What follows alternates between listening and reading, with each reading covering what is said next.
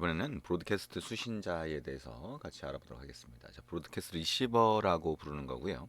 이 브로드캐스트 리시버라고 하는 것도 자, 애플리케이션 구성 요소 중에 하나입니다. 그래서 시스템에서 관리하는 거고요.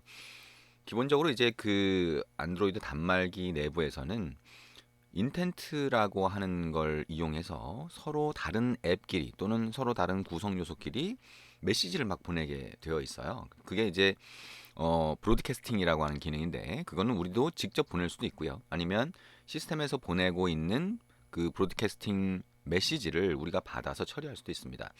가장 대표적인 것 중에 하나가 이제 SMS인데요. SMS라고 하는 거는 SMS가 이동통신망을 통해서 도착하게 되면 그러면 뭐 우리가 보낼 수도 있죠, 그죠? 근데 어쨌든 도착하게 되면 그 SMS 메시지를 받는 그 텔레포니 모듈이라고 하는 게 기본적으로 들어가 있습니다. 그래서 기본적으로는 뭐 이동통신 칩이 있겠죠? 칩셋이 있을 거고 칩셋에서 받은 데이터를 처리하는 라이브러리나 또는 모듈이 있을 거고 그 모듈에서 자, SMS 메시지를 받았다라고 했을 때 만약에 어떤 우리가 만든 앱이든 다른 앱이든 SMS 메시지를 처리해야 되는 그런 앱이 있다라고 했을 때 그쪽으로 그 데이터를 전달해 줘야 되는 그런 상황이 생기게 돼요. 그래서 그럴 때 자, 브로드캐스트 메시지를 보내게 되고요. 그 브로드캐스트 메시지를 받을 수 있는 게 브로드캐스트 리시버, 즉 수신자라고 하는 겁니다. 그래서 그거를 한번 직접 만들어 보도록 할 겁니다. 자, 스타트 메뉴를 누르고요. 자, empty activity 선택된 상태에서 next 그 다음에 프로젝트 이름에다가 자, my receiver라고 입력을 합니다. 패키지 이름에서 my자는 삭제를 하고요. 자, finish 눌러봅니다. 새로운 프로젝트가 만들어지고요. 새로운 프로젝트가 만들어지면 자, 우리 이 리시버라고 하는 거는 우리가 꼭 버튼 그 액티비티 화면에다가 버튼을 만들고 자, 그 버튼을 눌렀을 때 서비스를 시작시켰던 것처럼 이렇게 할 필요는 없어요. 기본적으로 리시버라고 하는 걸 등록해 놓으면 어떤 상황이 됐을 때 그 리시버가 메시지를 받게 되어 있습니다.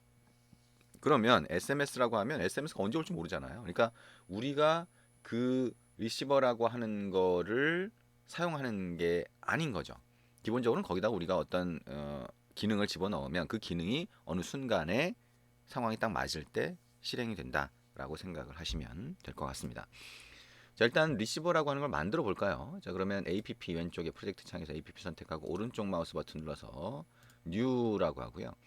저기 가보면 Other라고 있습니다. 지금 화면에는 안 보이지만 Other라고 있고요. Other 밑에 브로드캐스트 리시버라고 하는 게 있습니다. 자, 그걸 클릭을 해봅니다. 자, 그러면 My Receiver라고 하는 게 기본적으로 들어가 있는데요. 자, 이거를 SMS 리시버로 바꿔봅니다. 자, SMS 리시버라고 하는 브로드캐스트 리시버를 하나 만들겠다는 얘기가 되고요. Finish 눌러봅니다. 자, 그러면 브로드캐스트 리시버, 즉 브로드캐스트 수신자가 하나 만들어졌고요. 자, 여기 자바 소스 코드가 하나 만들어졌죠.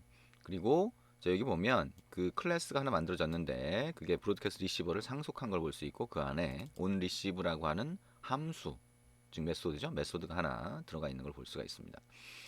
자, 그리고 자, 매니페스트 파일 한번 열어볼까요? 왼쪽에 프로젝트 창에서 매니페스트 안에 안드로이드 manifest.xml 열어보면 자, 우리 앱에 대한 설명인데 거기에 기본이 되는 메인 액티비티 말고 지금 우리가 만든 리시버라고 하는 게 추가된 걸 볼 수가 있어요.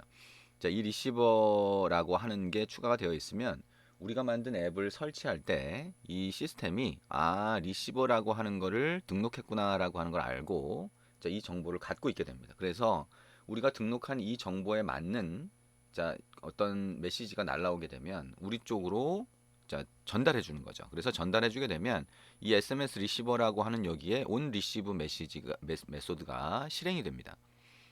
자, 그리고 이 리시버라고 하는 게 여기 있는데요. 자, 리시버라고 하는 태그 안쪽에다가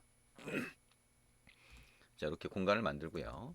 자, 인텐트 필터라고 하는 거 한번 등록해 볼게요. 엔터 쳐보죠. 자, 우리가 인텐트 필터라고 하는 거는 여기 메인 액티비티라고 하는 거 안에도 들어가 있는 걸 볼 수가 있는데 얘가 하는 역할은 자, 어떤 인텐트가 왔을 때 그 중에 내가 원하는 것만 필터로 걸러낸다라고 하는 의미가 됩니다. 그래서 필터라고 하는 건 뭔지 알죠? 이렇게 뭐 걸러내는 건데 그 중에 우리가 목적에 맞는 것만 받겠다라고 하는 의미라고 볼 수가 있습니다. 그래서 여기다가 액션이라고 하는 태그를 넣을 수 있고요. 안드로이드 땡땡 네임이라고 해서 어떤 액션을 받을 거냐. 즉 인텐트 중에서 이 액션 정보가 동일한 것만 받겠다라고 하는 의미가 됩니다. 여기다가 안드로이드 점 프로바이더 그 다음에 점 대문자 t로 텔레포니 그 다음에 .sms 밑줄 긋고 received라고 하는 거를 넣어주시면 됩니다. 자, 이렇게 넣으면 인텐트 필터 안에 액션 정보가 들어가게 되는데, 자, 여기 들어가 있는 이 액션 정보가 그 SMS 메시지가 들어가 있는 인텐트 객체의 액션 정보하고 같아요. 그래서 자, SMS 메시지를 받아서 그 다음에 텔레포니 모듈에서 우리 쪽으로 이렇게 던져줄 수 있게 되는 거죠. 그렇게 되면 자, 얘기한 것처럼 이 SMS 리시버라고 하는 거 안에 정의되어 있는 on receive라고 하는 이 함수가 실행이 되게 됩니다. 그러면 이 안에 있는 코드들은 이렇게 삭제를 하고요. 자, 요게 호출이 된다고 했으니까 자, 그때 자, 우리가 필요한 처리를 한번 해보도록 할 겁니다. 그리고 이 인텐트가 전달됐잖아요. 그럼 이 인텐트 안에 SMS 메시지가 들어가 있게 됩니다. 자, 일단 로그로 한번 출력해 볼 거라서 자, 위에다가 private, static, final, string, tag라고 해서 로그 메시지를 구분할 구분자를 한번 넣어 볼 겁니다. SMS receiver라고 하는 글자로 구분을 하게 하고요. 자, on receive가 정상적으로 자, 호출이 됐는지를 보기 위해서 로그.d로 해볼까요? tag라고 하고요. on receive 호출됨 이렇게 해봅니다. 자, 그리고 인텐트가 전달이 됐죠. 그럼 거기에 get extras라고 하면 번들 객체가 그 안에 들어가 있는데, 자, 그 번들 객체를 참조할 수가 있죠. 그리고 이 번들 객체 안에는 엑스트라 데이터, 부가 데이터가 들어가 있다고 했어요. 그러면 이 번들 객체 안에 들어가 있는 SMS 메시지를 자, 우리가 자, 파싱하는 메소드를 밑에다 하나 만들 거예요. pass SMS 메시지라고 하고요. 자, 번들 객체를 넣어주면 이 메소드 안에서 SMS 메시지만 딱 파싱을 해서 자, SMS 메시지라고 하는 타입의 배열로 받아보도록 할 겁니다. 자, SMS 메시지라고는 이렇게 하면 자, 여러 개의 클래스가 있으니까 이렇게 뜨는데요. Alt Enter 키 치면 이렇게 안드로이드 텔레폰이라고 하는 패키지 안에 들어가 있는 거 선택할 수가 있습니다. 자, 이 SMS 메시지라고 하는 클래스는 이미 이 API에 정의되어 있는 거예요. 안드로이드에. 그래서 SMS 메시지라고 하는 게 이제 표준 프로토콜을 이용해서 서로 SMS 메시지를 주고받게 되는데, 그거를 미리 이렇게 객체로 만들어 놓은 겁니다. 그래서 우리가 파싱만 제대로 하면 이렇게 만들 수가 있는 거죠. 그러면 일단 이 밑에다가 SMS 메시지를 파싱하는 메소드를 하나 만들어 보겠습니다. 자, 프라이빗으로 할까요? 퍼블릭으로 해도 상관은 없는데요. 뭐 퍼블릭으로 할 이유가 사실 별로 없죠. 다른 데서 호출할 일이 별로 없으니까. 자, SMS 메시지라고 하는 배열로 만드는데 pass SMS 메시지라고 하고요. 자, 번들 객체를 전달을 받도록 합니다. 자, 그럼 이 안에서 자, bundle.get이라고 해서 여기에 pdus라고 하는 키 값으로 엑스트라 데이터, 부가 데이터를 빼내면 그러면 객체의 배열로 이렇게 받을 수가 있습니다. 자, 캐스팅을 할까요? 오브젝트 이렇게 한번 받아보죠.